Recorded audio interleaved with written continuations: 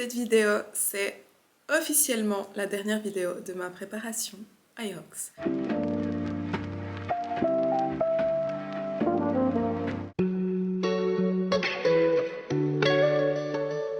Là tout le monde, bienvenue dans cette nouvelle vidéo. Officiellement la dernière vidéo de ma préparation IROX. Puisque la prochaine, ce sera la course.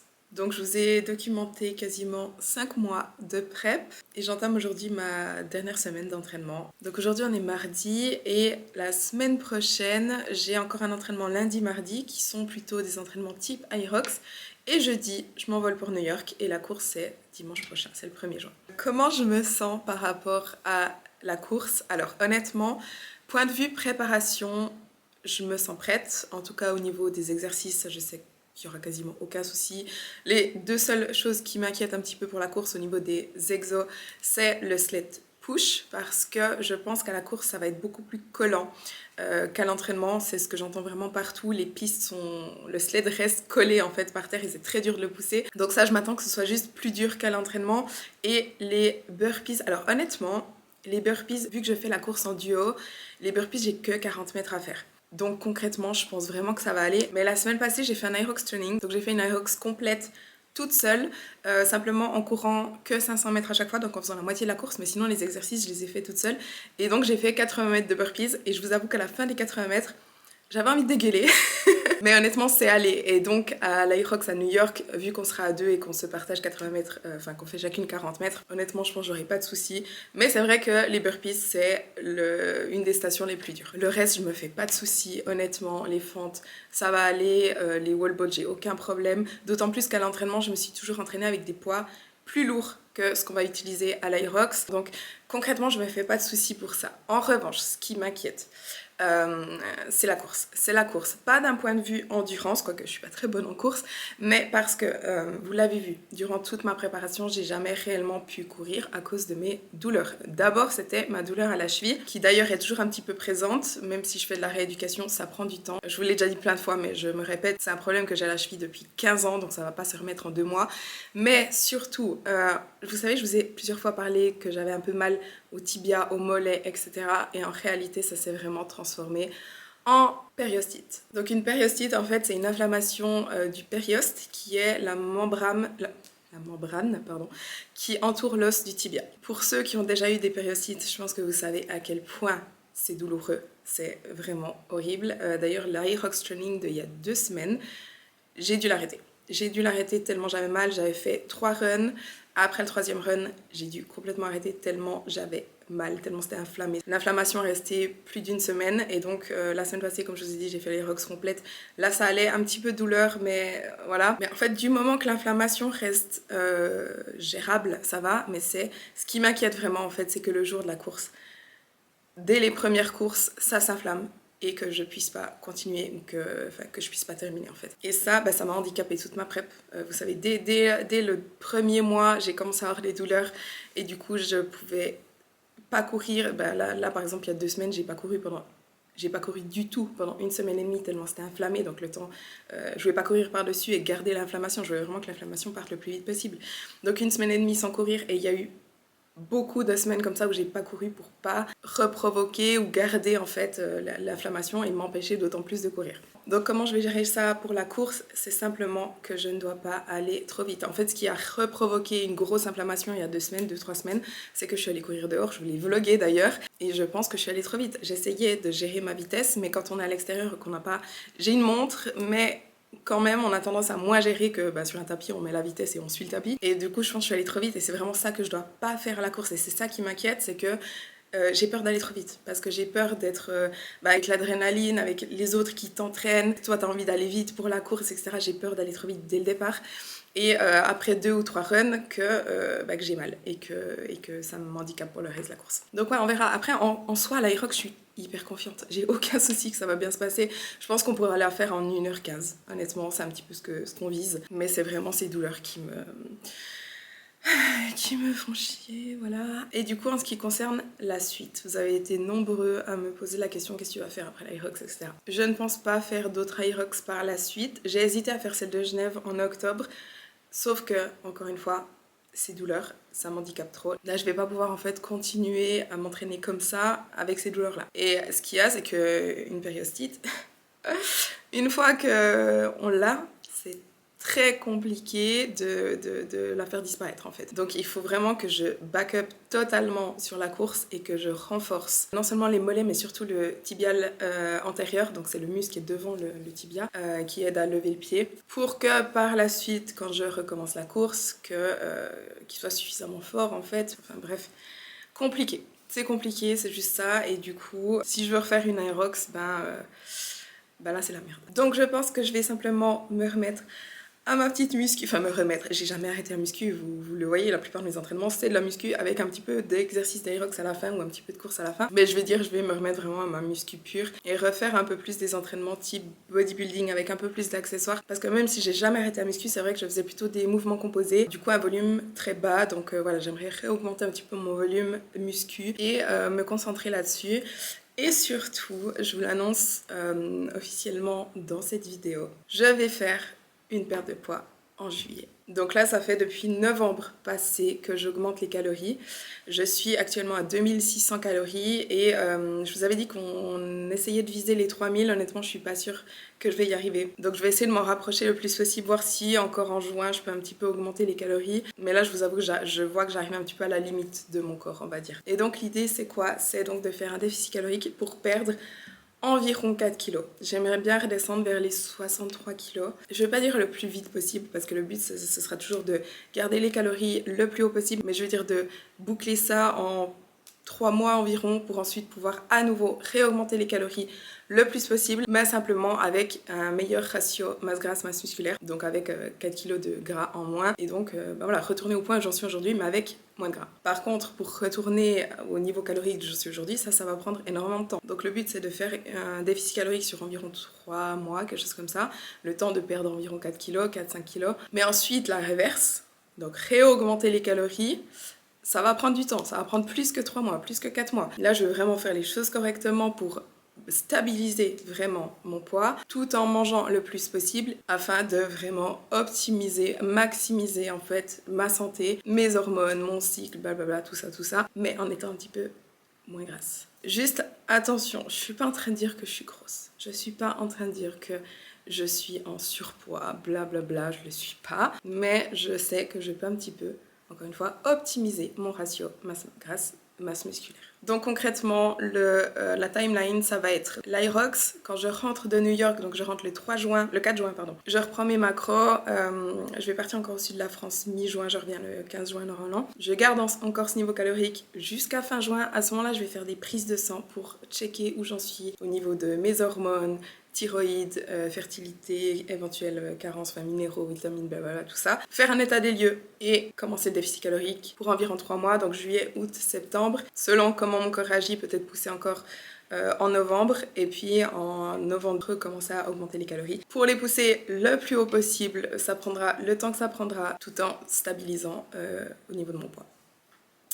Voilà. Vous avez les updates pour tout, j'avais pas du tout prévu de tout vous annoncer dans cette vidéo, mais c'est fait. Comme je vous ai dit, on est mardi, je vais aller faire mon premier entraînement de la semaine, il est 10h, j'ai trop bien dormi, je dors trop bien ces temps. Je dors trop bien, si vous me suivez un petit peu, vous savez que j'ai toujours eu des soucis de sommeil. Ces temps, j'ai une moyenne, ça fait 3 semaines que je dors en moyenne 7h30, que je fais plusieurs nuits de plus de 8h. Cette nuit, j'ai dormi 8h30. Je vais pas me la péter, hein, mais un petit peu quand même, parce que pour moi, c'est un exploit. Je peux enfin dire que j'applique ce que je preach, ce que je prêche, on dit, ouais. Je vous ai toujours dit, hein, je vous montre l'exemple sur beaucoup de choses, mais le sommeil, ça a toujours été ma bête noire. Mais là, je peux vous dire, maintenant, j'applique les conseils que je donne par rapport au sommeil. Et je vous assure que ça fait une immense différence. Par exemple, là, je vous dis, il est 10h du matin, je vais aller m'entraîner. Jamais j'étais en forme pour aller m'entraîner à 10h le matin parce que mon sommeil était catastrophique. Et là, j'ai de l'énergie, je me sens bien, j'ai envie d'aller m'entraîner et c'est juste le sommeil. C'est juste dormir assez, c'est juste se coucher plus tôt, se coucher avant minuit. Hier, je me suis couchée à 23h et c'est ce qui m'arrive assez souvent ces temps, c'est de me coucher vers 23h. Et franchement, ça change la vie. J'étais sur le point de partir, mais en fait, j'ai reçu un colis de chez Alphalite. J'ai commandé des trucs, du coup, je vais te les essayer. J'ai pris un short. Je croyais que j'avais pris le wrap, mais apparemment pas. Et une brassière En fait, je suis en deux tailles. Je suis entre S et M et je sais jamais quelle taille prendre. Et là, je vous avoue, j'ai l'impression qu'il est un peu grand. Je vais essayer, on verra. Je vais enlever les pads.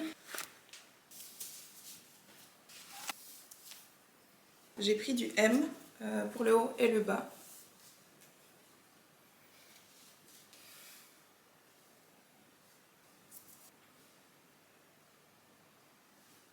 Non, je suis plutôt contente. Si vous êtes en deux tailles, je vous conseille effectivement de prendre une taille de plus. C'est ce que j'ai fait et honnêtement, ça me va parfaitement. J'avais éventuellement acheté ça pour l'Aerox, mais je pense pas que je mettrai ça à l'Aerox. J'ai quelques options, je sais pas encore ce que je mettrai, mais voilà. Je crois que je vais laisser ça aujourd'hui. Franchement les gars, on est mi-mai, fin mai bientôt. Vous voyez comme je suis habillée. Il fait trop moche. Je sais pas quand l'été va arriver, mais vous savez pourquoi j'ai à ce point hâte de perdre un peu de gras? C'est parce que je peux plus voir ma tête, mon visage. J'ai l'impression d'avoir une boule à la place du visage. En ce moment, je déteste me filmer à cause de ça, genre. Et vraiment, je peux juste plus voir ma gueule. Plus que mon corps, en fait, c'est mon visage que j'aimerais un peu plus fin. Voilà, voilà. Vous savez tout.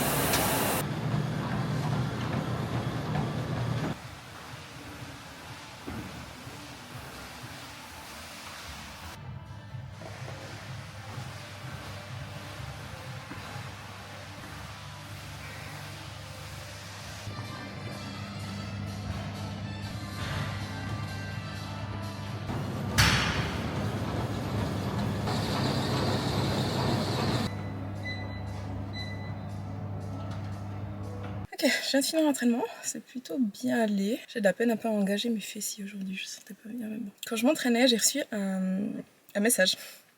Quelqu'un qui m'a dit « mais pour toi c'est facile ». Dans le sens, faire une aerox c'est facile pour moi. Je vais juste réagir par rapport à ça parce que Oui, c'est plus facile que quelqu'un qui fait pas de sport, par exemple, parce que j'ai déjà l'habitude d'aller au sport, ça fait partie de ma routine d'aller m'entraîner, pardon. L'entraînement, c'est vraiment, c'est une habitude pour moi, et donc j'ai la discipline pour ça, etc. J'ai peut-être aussi un peu plus de facilité au niveau des mouvements, de certains mouvements, on va dire, parce que j'ai la mobilité pour, mais allez peut-être voir la première vidéo de cette série YouTube, donc la première vidéo de ma prep Aerox, et vous verrez que honnêtement pour moi c'est pas facile non plus. Je n'ai aucun cardio. Enfin, maintenant, il s'est un petit peu amélioré, mais honnêtement, il est pas très bon. Les exercices, concrètement, à l'Aerox qu'on fait, c'est des exercices que j'avais jamais fait. Du ski erg, j'en avais jamais fait de ma vie. Du rameur, j'en ai fait peut-être 2 fois dans ma vie. Des burpees, j'en fais absolument jamais. Encore moins des burpees sautés. Vous regardez ma technique de mes burpees au début, c'était une catastrophe. Sled push, j'en ai fait jamais de ma vie. J'en avais jamais fait de ma vie non plus. Mais sinon, en fait, ça vous paraît facile maintenant. Et je pense que quand vous me verrez faire l'Aerox, parce qu'il y a mon copain qui vient avec et je lui ai demandé de filmer. Quand vous me verrez faire l'Aerox ou quand vous voyez mes entraînements actuels, peut-être que vous dites « Ah, mais pour elle, c'est facile. Ça a l'air facile quand elle le fait. » Mais justement, je me suis préparée pour. Je me suis mis un objectif en janvier. J'avais 5 mois pour m'entraîner pour ça, pour me préparer pour ça. J'ai pris un coach et ça fait 5 mois que je suis le programme de mon coach. Je n'ai pas manqué un seul entraînement, à part quand je suis partie au Costa Rica, j'ai pris 2 semaines de pause, mais ça c'était planifié. Mais sinon, je n'ai jamais manqué un entraînement. Je n'ai jamais skippé un seul entraînement de ma programmation. Et je me suis améliorée pendant ces 5 mois. C'est le but d'une préparation en fait. On commence de zéro et on se prépare jusqu'à être prêt pour la course. Et donc oui, aujourd'hui, ça peut éventuellement paraître facile quand je m'entraîne ou voilà. Mais regardez franchement mes premières vidéos de ma prep, Aerox, j'étais nulle. Ma technique était nulle, mon temps était nul, j'étais au bout de ma life à la fin des entraînements. J'avais peur, honnêtement, j'avais peur des entraînements avant d'aller m'entraîner parce que c'était des trucs que j'avais jamais fait, la technique, elle était pas bonne et c'était inconfortable. Donc, c'est tout ça pour vous dire juste, en plus je vous ai documenté le truc, donc vous pouvez vraiment voir l'évolution. Mais tout ça pour vous dire, ne regardez pas le point d'arrivée de quelqu'un en se disant « Ouais mais pour lui c'est facile », sans vous rendre compte que la personne a fait tout le travail pour arriver à ce point-là. Et que vous en êtes capable aussi, si vous faites le même taf que la personne a fait. Et encore une fois, oui c'est inconfortable, oui c'est difficile, oui il faut de la discipline, oui il y a des fois où on n'a pas envie, mais il faut quand même le faire, sinon justement on s'améliore pas. Vous avez vu pendant ma prep combien de fois je vous ai dit j'ai pas envie de m'entraîner, je suis pas motivée. Je veux dire, aujourd'hui j'avais pas spécialement envie de faire du ski erg et de la course et du sled push. Mais en même temps, si on fait pas le taf, il faut pas vouloir l'objectif en fait. Voilà, c'est ça aussi, c'est que certaines personnes ont envie du résultat final, envie de par exemple faire une Aerox, de monter sur scène pour un concours de body, de perdre du poids simplement, mais donc ont envie du résultat final, mais n'ont pas envie de faire tout le processus qui leur permet d'arriver au résultat final. Donc n'ont pas envie de s'entraîner, de faire des entraînements Aerox pour l'Aerox, n'ont pas envie de faire un déficit calorique pour perdre du poids, n'ont pas envie de s'entraîner dur pour prendre du muscle, etc. Donc bref, tout ce blabla pour dire, déjà ne vous comparez pas au point d'arrivée de quelqu'un d'autre et surtout dites pas à la personne pour toi c'est facile ou t'es chanceux ou c'est ta génétique, etc. parce que ça discrédite totalement tout le travail qu'il a mis pour arriver à ce résultat-là. Voilà mon petit pep talk du jour. Je vais aller manger, j'ai hyper faim et ce soir je vais faire des bains, on va au spa. Voilà. En fait, je vous dis, mon entraînement s'est bien passé, mais en fait, là, j'ai mal. Mollet, tibia. Putain. Alors, aujourd'hui, on est jeudi. Je filme avec la DJI, je veux give it a shot. Je vais aller m'entraîner. Hier, je me suis entraînée, j'ai fait les épaules, j'ai pas filmé. Par contre, là, je vais aller faire le bas du corps. Et je vais d'ailleurs terminer cette vidéo après ça. Parce qu'en fait, demain, on part en week-end. Ça s'est décidé à la dernière minute, mais on part de vendredi à dimanche. Et donc, je ne vais pas vlogger. Donc, ouais, je vais terminer ce vlog aujourd'hui. Mais avant ça, je voulais répondre à quelques questions par rapport à mes entraînements. Donc là, mon vlog précédent, je vous le mets ici en haut si vous ne l'avez pas vu, je réponds à des questions par rapport à mon alimentation et je me suis dit que j'allais faire la même chose par rapport aux entraînements. Donc je vous ai mis une box à questions sur Instagram. La première question, comment détermines-tu le bon temps de repos entre les séries? C'est une très bonne question. Alors, moi, personnellement, je ne recommande pas, et je ne le fais pas, je ne recommande pas à mes clientes de le faire, de chronométrer nos temps de repos. Pourquoi? Tout simplement parce que je trouve que c'est bien plus efficace, on va dire, de s'écouter, d'écouter son corps et de faire en fonction. Donc, quand on fait une série, le but de prendre du repos, c'est justement de récupérer de cette série-là pour être capable de refaire une série en ayant à nouveau le plus de force et d'énergie possible pour que la nouvelle série qu'on fait soit efficiente. Et en fait, Ça dépend énormément des gens. Moi, j'ai remarqué, en général, alors de manière générale, on dit que les hommes ont besoin de plus de temps de récupération qu'une femme. Les femmes récupèrent plus vite. Personnellement, dans mon cas, j'ai besoin d'un temps de récupération super long. Et je remarque que des fois, je dois récupérer plus longtemps que les mecs. C'est pour ça que souvent, mes entraînements, ils durent long. C'est parce que je prends vraiment beaucoup de pauses. Mais si je prends pas suffisamment de pauses, ma série d'après, je suis trop fatiguée et du coup, j'ai des moins bonnes perfs. Donc, je vais faire quelques reps en moins en fait, parce que je vais pas avoir suffisamment de force pour refaire une série complète au même poids. Mais concrètement, j'en serais capable, c'est juste que j'ai pas pris suffisamment de pauses et donc j'y arrive pas parce que j'ai pas assez récupéré de ma série d'avant. Donc il y a des sortes de moyennes, on va dire, sur des mouvements composés où généralement on va un peu plus lourd, par exemple des squats, des deadlifts qui engagent plusieurs muscles et donc qui sont plus fatigants. On va avoir besoin de plus de temps de repos, généralement on dit entre 2 et 5 minutes, tout dépend si on va vraiment lourd. Et sur de l'accessoire, sur plus de l'isolation, des mouvements qui n'utilisent qu'un groupe musculaire. Donc si on prend les jambes par exemple, ce serait peut-être des leg extensions, des leg curls, etc. Là, on peut prendre des temps de pause un peu plus courts, donc on dit entre 1 minute et demie et 2 minutes. Cela dit, encore une fois, ça dépend des gens. Et ça dépend de votre intensité, ça dépend de votre forme du jour. Il y a des fois où vous serez plus fatigué, vous aurez besoin de plus de temps de repos. Ça dépend de tellement de choses que je trouve que chronométrer ces temps de repos, c'est quasiment contre-productif. Parce que vous allez vous dire, ok, mes 90 secondes sont passées, il faut que je refasse une série. Mais en fait, si vous n'avez pas récupéré suffisamment, c'est débile de recommencer une série. Le seul avantage que ça a, je dirais, c'est pour les personnes qui ont tendance à ne pas prendre suffisamment de pauses, justement, notamment les femmes. Les femmes, on a un petit peu cette idée, ça revient un petit peu avec ce que je disais dans ma vidéo précédente, mon vlog précédent. Je disais que les femmes, on avait tendance à rusher nos séries, rusher nos entraînements, parce qu'on a un petit peu cette idée que on doit aller vite, on doit faire des circuits training, qu'on doit transpirer, qu'on doit avoir être essoufflé, etc. Ça vient peut-être aussi du fait que, bon, je généralise, mais que beaucoup de femmes ont commencé le sport ou la musculation, le fitness, en faisant des cours de body pump, par exemple, où on doit aller très vite. Mais c'est la même chose au niveau des temps de repos, c'est que justement, on doit enchaîner. Donc, on doit enchaîner les séries, on doit se dépêcher. Et du coup, les femmes, on a tendance vraiment à ne pas prendre suffisamment de temps de repos. Et je le vois aussi avec mes clientes, etc. Donc, dans ce cas-là, ça peut être éventuellement utile de chronométrer pour s'assurer de prendre suffisamment de repos. Mais après, il y a aussi une chose que je dois préciser quand même, c'est qu'il ne faut pas non plus prendre trop de temps de pause parce que ça nous sort un petit peu de l'entraînement mentalement, mais aussi on refroidit un petit peu. Par exemple, on voit des fois des gens qui s'entraînent à deux et en fait entre leurs séries ils parlent pendant 10 minutes et ils enchaînent pas les séries, ça c'est pas forcément top non plus. Donc voilà, je dirais que pour un débutant, ça peut être utile de chronométrer juste pour avoir un petit peu une idée. Parce que c'est vrai que quand on commence, on n'arrive pas encore trop à ressentir son corps, etc. Mais c'est justement aussi en pratiquant, en essayant de se dire, ok, est-ce que là, je suis prête à refaire une série ou est-ce qu'il me faut un peu plus de temps? En essayant justement de s'écouter, c'est comme ça qu'on apprend et ensuite que vraiment on ressent. Moi maintenant, je sens quand je suis prête à refaire une série ou pas. Donc voilà, temps de repos entre les séries. Mon conseil, c'est ne chronométrez pas. Essayez vraiment d'apprendre à connaître votre corps, de vous écouter et refaites une série dès que vous êtes prêt, dès que vous avez récupéré à 100% de votre série précédente. Et ce sera, à mon avis, le plus efficient pour vos entraînements, pour vos résultats. Quelqu'un m'a demandé, je peux aller à la salle que 2 fois par semaine et je souhaite poursuivre ma perte de gras. Que conseilles-tu côté entraînement? Alors, une perte de gras.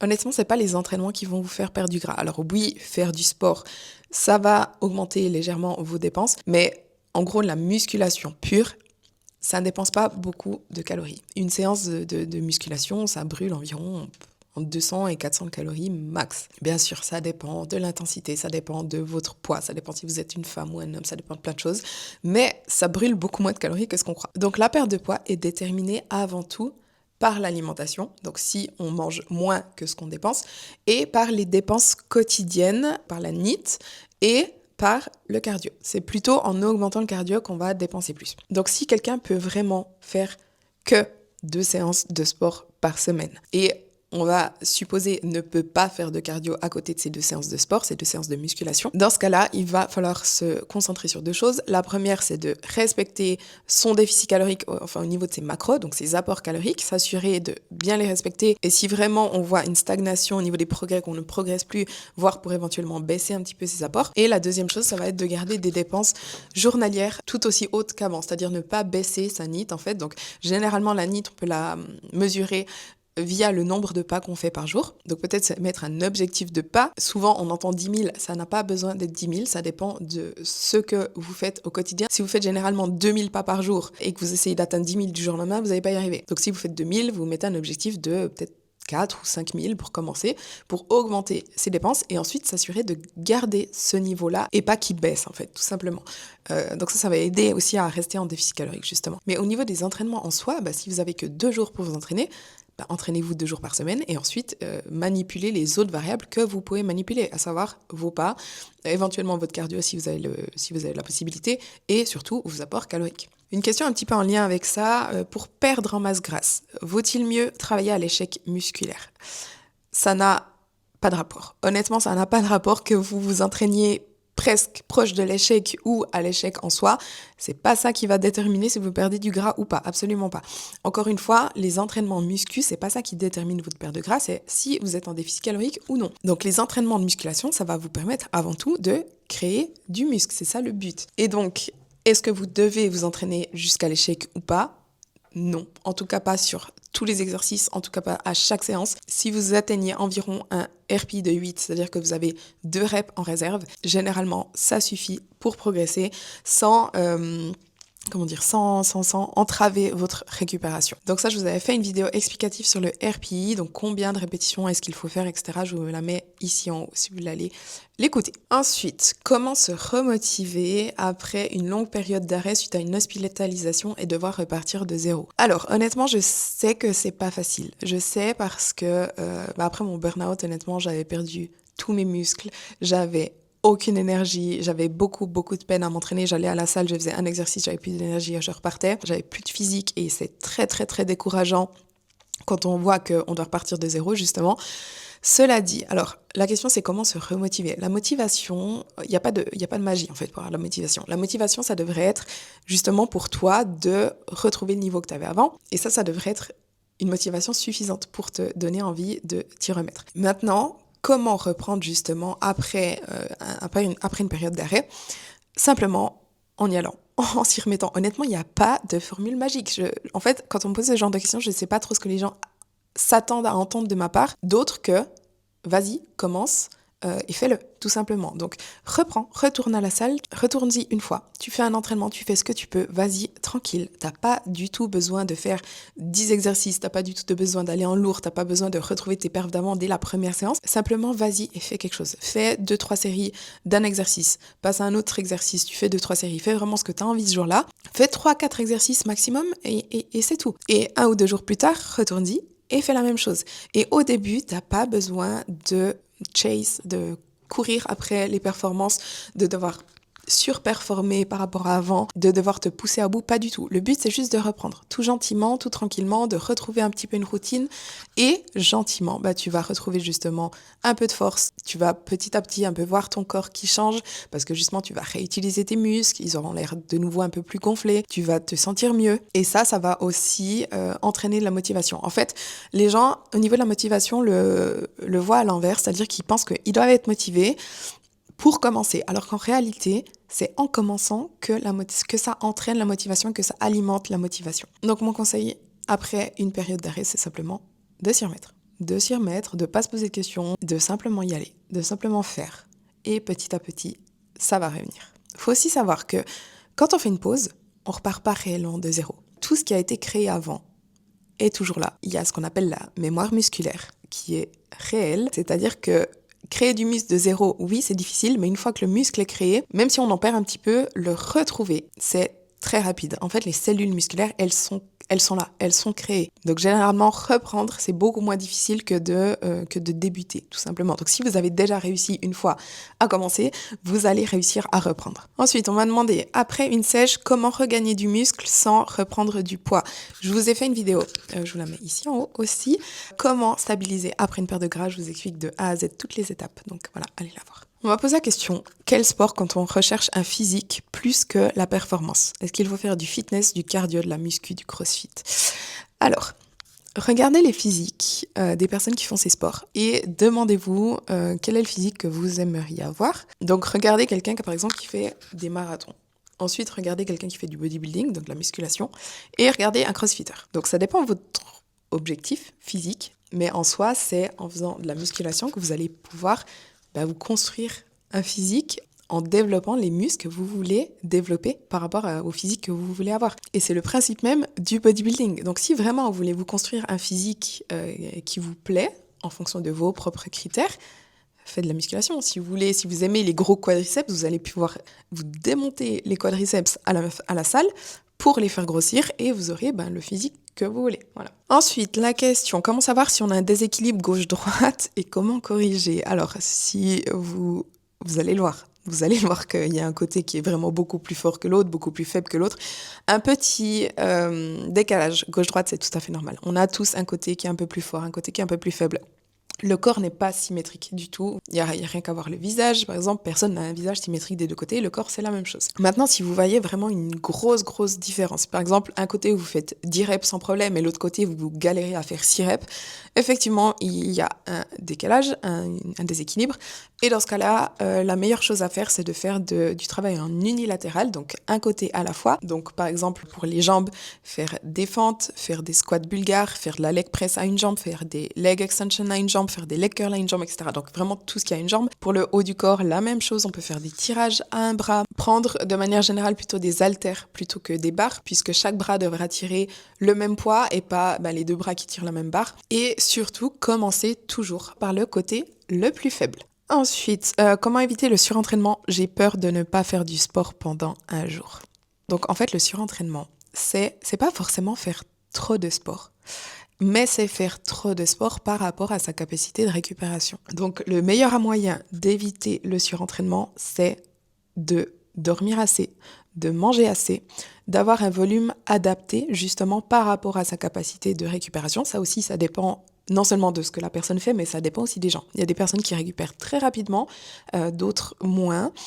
Ça dépend aussi du stress, ça peut dépendre de l'âge, ça peut dépendre du passé, disons, de la santé de la personne. Par exemple, quelqu'un qui a des problèmes physiologiques, comme une hypothyroïdie, comme des problèmes hormonaux, etc., va moins bien récupérer que quelqu'un d'autre. Au niveau du stress, c'est stress physique, psychologique, ça peut être le travail, ça peut être la famille, ça peut être des soucis financiers, ça peut être des choses comme ça qui empêchent de récupérer correctement. Et donc, dans ce cas-là, on va adapter l'entraînement à notre capacité de récupération. Et donc, adapter nos entraînements, c'est-à-dire le volume, c'est-à-dire le nombre de jours d'entraînement. Mais dans la question, j'ai peur de ne pas faire du sport pendant un jour, là, c'est pas juste une question de bien gérer son volume d'entraînement. Là, c'est plutôt une question psychologique. Si quelqu'un doit faire du sport tous les jours, sinon elle a peur ou elle culpabilise, il y a un travail à faire, mais un travail psychologique. On ne devrait pas culpabiliser ou avoir peur de prendre un jour de repos, à l'inverse. Donc dans ce cas-là, cherchez pourquoi. Cherchez quelle est exactement la cause, pourquoi on a peur de ne pas faire de sport. Est-ce que c'est un problème d'image corporelle, d'avoir peur de grossir, de se sentir nul, enfin voilà, d'estime de soi peut-être. Faut aller chercher, mais ça c'est une relation malsaine en fait avec le sport. Mais en tout cas, il faut comprendre qu'on peut progresser que de ce qu'on récupère. Donc en fait, en gros, les muscles par exemple, c'est pas à l'entraînement qu'ils se développent. À l'entraînement, on va justement les détruire. Et c'est durant le repos qu'ils vont se reconstruire et se reconstruire plus gros, plus fort. Donc on a besoin de pouvoir récupérer pour progresser. Et si on ne récupère pas, on n'a pas de force, on n'a pas d'énergie, donc nos entraînements suivants ne sont pas bons, ce qui nous empêche d'autant plus de progresser, etc. C'est vraiment un cercle vicieux. Mais peut-être que prendre conscience de l'importance du repos et de la récupération, ça aide aussi justement à accepter de prendre des jours de repos. Ensuite, on m'a posé la question par rapport à ma prep. Est-ce que tu as appris à apprécier le cardio à travers cette prépa? Honnêtement, non. C'est pas parce que j'aime pas le cardio, enfin, c'est pas que j'adore ça non plus, mais c'est surtout que j'ai mal. Comme vous le savez, j'ai des douleurs et du coup, ça m'a d'autant plus pas aidé à aimer le cardio. Quand j'avais pas de douleur au début, je vous disais, j'aimais bien les entraînements cardio, ça me faisait du bien. Ça me fait du bien même, mais c'est vrai que quand à chaque foulée j'ai mal, voilà, c'est pas du tout, encore moins appréciable, quoi. Ensuite, on m'a posé la question, quelle est la chose que tu as sous-estimée dans tes entraînements? Honnêtement, je peux pas encore répondre vu que j'ai pas encore fait la course, mais je pense que justement, la course, la préparation à la course, c'est ce que tout le monde dit. Si vous voulez être bon à l'Aerox, il faut que vous soyez bon en course. Et j'ai pas été capable de correctement me préparer à la course à cause, encore une fois, de mes douleurs, ma périostite, ma cheville et tout ça. Donc à mon avis, c'est ça qui va me faire galérer à l'Aerox. Mais ça, je vous dirai après la course, quoi. On m'a demandé, niveau alimentation, est-ce que tu as fait des changements durant ta préparation? Alors oui, je vous l'ai documenté pendant 5 mois, j'ai augmenté les calories. C'était pas dans le cadre de l'Irox à la base, mais bien entendu, ça a aidé. Plus on mange, plus on a d'énergie, plus on a des bonnes perfs. Mais je vous ai fait une vidéo sur mon alimentation dans mon dernier vlog, donc allez le voir si vous voulez des réponses par rapport à ça. Et finalement, je vais terminer avec cette question. Est-ce que vous visez un chrono pour l'Irox? Je crois que j'en ai déjà parlé au début de la vidéo, je ne sais plus. Je pense qu'on va pouvoir le faire en environ 1h15. En tout cas, sous 1h20, c'est sûr. C'est sûr qu'on va le faire. 1h15, ce serait bien. 1h10, ce serait vraiment cool. Mais avec mes douleurs, j'ai des doutes qu'on y arrive. Mais voilà, entre 1h10 et 1h20, ça c'est sûr. Et je vais terminer avec ça. Quelqu'un m'a dit, juste te souhaiter bonne chance pour ta course. C'est gentil, merci. Je vais terminer ici. Je vais aller m'entraîner. Je vais vous montrer mon entraînement comme d'hab. Et je vous ferai un outro après.